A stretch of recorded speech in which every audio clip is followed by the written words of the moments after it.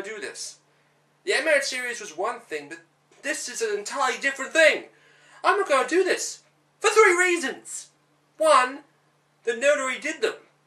2, I don't own a CDI player.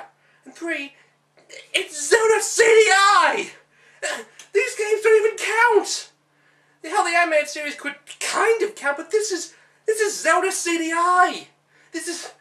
No, there is no way I am doing these! I look at and review every Zelda game to celebrate its 25th anniversary this year. Fine! Fine, I'll do it!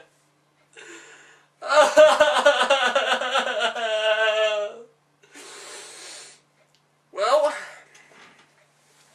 before I do review them, let's give a in-depth history on how these games came to be. Since the Famicom, Nintendo has been looking to use disc-based technology in their consoles.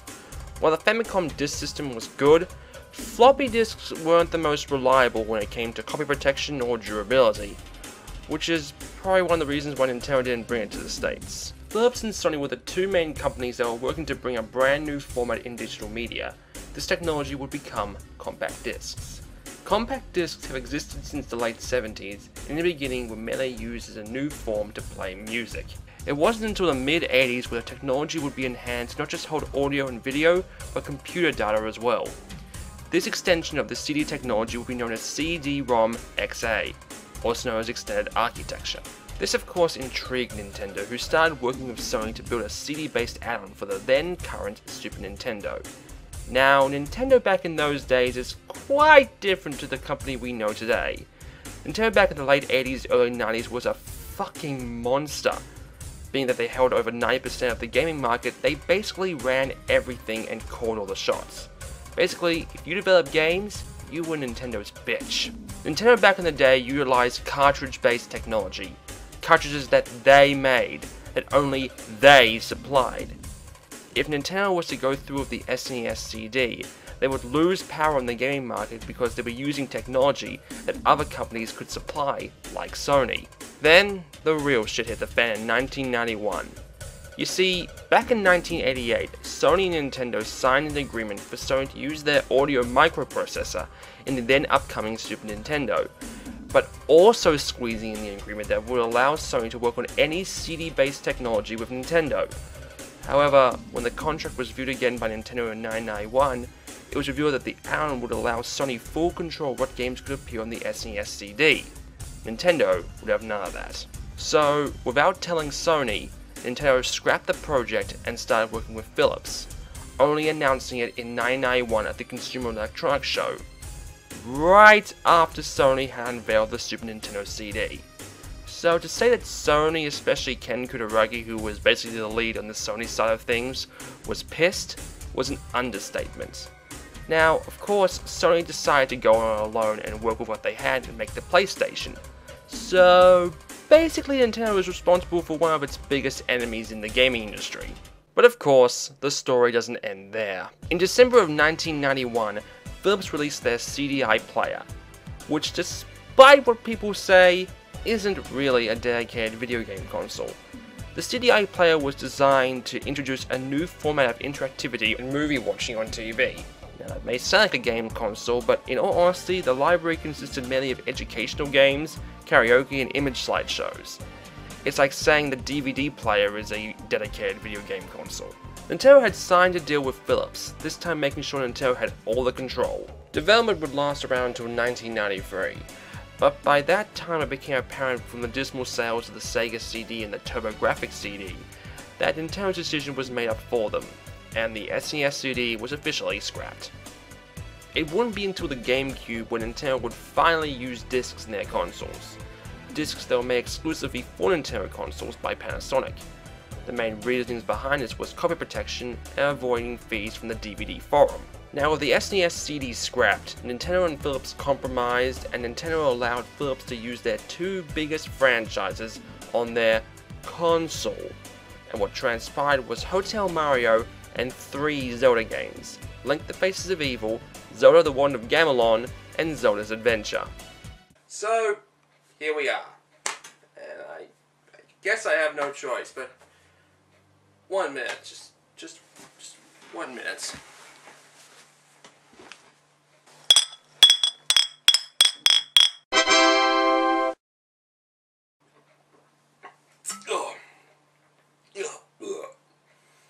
Excuse me. Whoa. Okay. Like I said before, I don't own a CDI or the CDI, so how am I gonna play these games? If only there was another way I could play CDI games, like another system, like, I don't know, a computer or something. If only there was a way.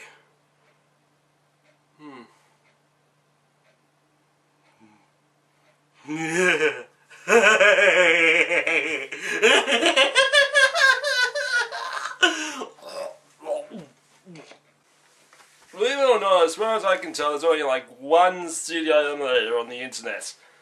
Who knew there wasn't a giant CDI emulation community? Who knew?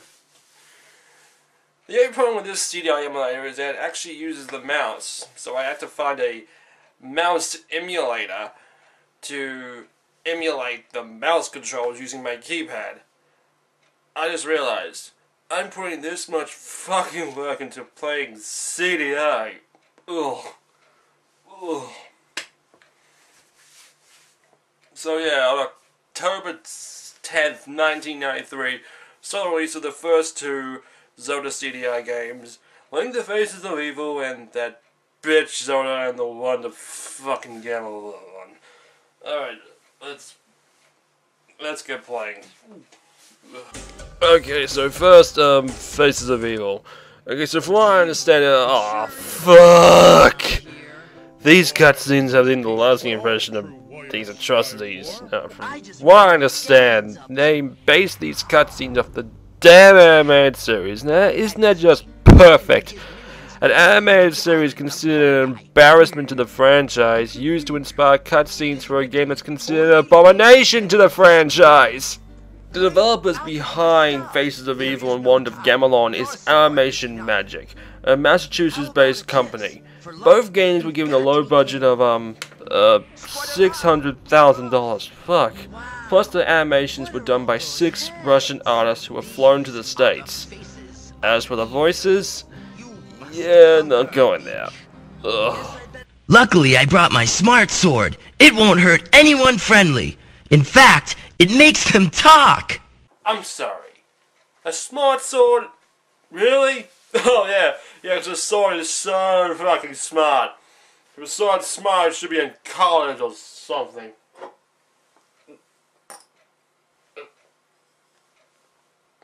Oh, damn it!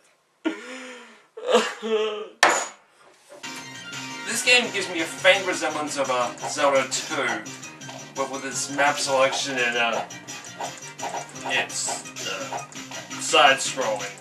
But unlike Zelda 2, this game is difficult for all the wrong fucking reasons. Well, for one, it's too damn hard, the controls suck, and if you die 3 times, you go out to the map screen. What's even worse is, there's no recovery time. If you get hit, you're pretty much screwed. And I just, see? Fuck.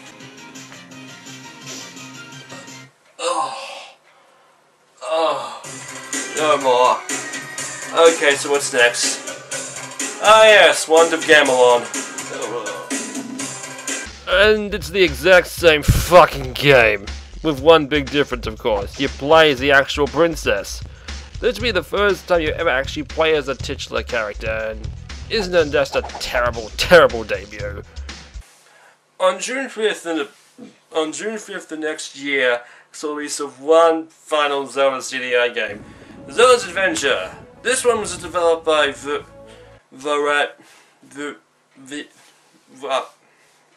yeah, what he says. Unlike the first 2 games, this game used full motion videos and actual actors and live action sprites and shit.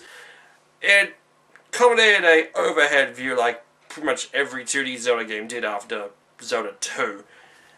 But from what I understand, that game was even worse. I would play it, but unfortunately, I can't get it to run on this thing. So that was Zelda CDI. And it's clear to me even more how bad these games are. These games were given to companies who didn't know what the fuck to do with them, and quite frankly, it was an absolute travesty.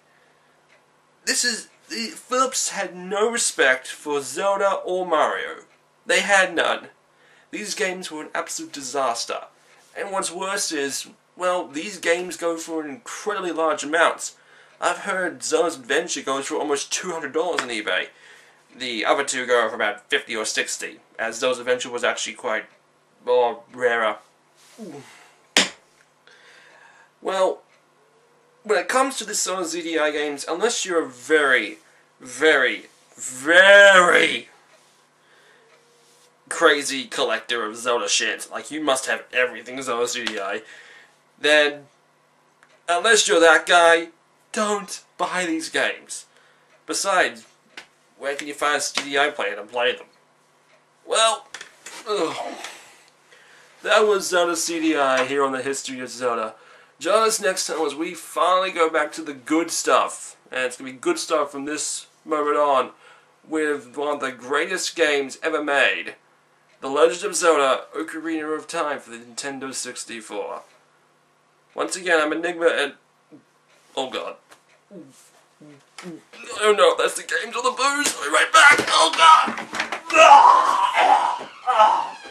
Oh god, it's on my shoe! Oh god!